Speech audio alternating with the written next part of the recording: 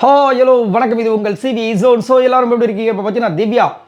So சாண்ட்ராக்கும் திவ்யாவுக்கும் பார்த்தீங்கன்னா ஒரு இந்த பிக் பாஸ் சீசன் 9 ஸ்டார்ட் ஆகும்போது வைல்ட் கார்டு என்ட்ரியில் இவங்க ரெண்டு பேரும் செம்மையான ஒரு நட்பாக இருந்தாங்க. ரொம்ப அழகாக இருந்துச்சு. அக்கா தங்கச்சிங்க மாதிரி வந்து பழகினாங்க. திடீர்னு பார்த்தீங்கன்னா ஒரு இனம் புரியாத ஒரு சண்டை, ஒரு பொசசிவ்னஸ் அப்படின்ற மாதிரி ஒரு விஷயம் வந்துச்சு. அதை யார்கிட்டையும் சொல்லவும் இல்லை. அதை அப்படியே வளர்ந்து உள்ளுக்குள்ளே வந்து ஒரு பிரச்சனையாக போயிடுச்சு. அதனால் பிரச்சனை போயிட்டாருன்னு சொல்லிட்டு இவங்க நினைக்க, ஆனால் அது இல்லைன்னு சொல்லிட்டு அவர் வந்து உடைக்க.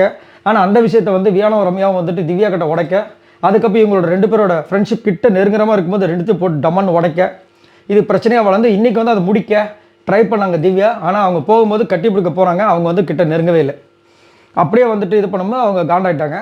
அதுக்கப்புறம் வியானா வந்து ஃப்ரேமை அவங்க சாண்ட்ரா பார்த்துட்டு இருக்கும்போது அந்த ஃப்ரேமை காட்டுங்க நான் பார்க்குறேன் அப்படின்னு சொல்லும்போது கொஞ்சம் கூட மதிக்கல அவங்க. ஓகே நோ ப்ராப்ளம் சொல்லிட்டு நின்றுட்டு இருந்தாங்க.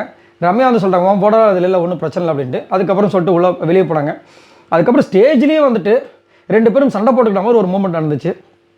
திவ்யா, நான் உன்னை இது வரைக்கும் ஒஸ்ட்டு பர்ஃபார்மன்ஸாக இருந்தாலும் சரி, நாமினேஷன் இருந்தாலும் சரி, இது வரைக்கும் நான் பண்ணதே கிடையாதுன்னு அவங்க வந்து சொன்ன விஷயங்கள் ஒரு ரெண்டு விதமாக நம்ம எடுத்துக்கலாம். சாண்ட்ரா வந்து ஒன்று நீ சொல்லியிருக்க இது வரைக்கும், ஆனால் நான் சொன்னது கிடையாது அப்படின்னு குத்தி காட்டுறதா விதமும் இருக்கலாம். உன் மேலே எனக்கு எப்பயுமே அன்பு இருக்குது, நான் இது வரைக்கும் அந்த மாதிரி விஷயத்த பண்ணதே கிடையாது அப்படின்னு சொல்கிற மாதிரி இருக்கலாம். ஆனால் அவங்க அதுக்கு என்ன சொன்னாங்கன்னா, நீங்கள் செஞ்சுருக்கலாம், இது பிக் பாஸ் விடு, நான் ஒன்றும் அது மாதிரி எதிர்பார்க்கலன்ற மாதிரி வந்து கலாச்சி விட்டாங்க. அப்போ பக்கத்தில் விஜய் சேதுபதி அப்படின்ற மாதிரி பார்த்தாரு.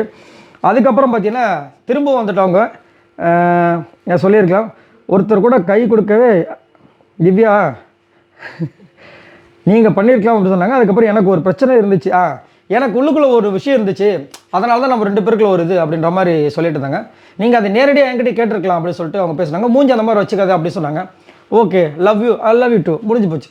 அந்த மாதிரி மாறி வந்து இது போட்டு அதுக்கப்புறம் கிளம்புனாங்க. ஓகே ஒன்றும் பிரச்சனை இல்லை. ஆனால் இவங்க ரெண்டு பேருக்கும் வந்துட்டு இதுக்கப்புறம் வந்து ஒட்டாது அப்படின்றது நல்லாவே தெரிஞ்சுது. ஆனால் சாண்ட்ரா வந்து அது முடிவில் இருக்காங்க. அவங்களுக்கு தெரிஞ்சு போச்சு எப்படியும் நம்ம இந்த பிக் பாஸ் வீட்டை விட்டு கிளம்ப போகிறோம் அப்படின்னு. அதுக்கப்புறமா எல்லாருக்கும் ஒன் பை ஒன்னாக எல்லா விஷயங்களையும் சொல்லிவிட்டு அவங்க கிளம்புனாங்க. மக்கள் யாருமே வந்து கை கொடுக்கல. அது ஒரு விஷயம் கண்டிப்பாக அவங்க யோசிச்சிருப்பாங்க, இதனால தான் இதுவாக இருக்கும் அப்படின்னு. ஏன்னா பயனோடியில் ரொம்ப அழகாக வந்துட்டு அதை வந்து என்னென்ன விஷயங்களும் அக்குவரான வர பிரித்து விட்டாங்க. இதை பற்றி உங்களோட கருத்துக்களை சொல்லுங்கள். பாய் நண்பர்களே.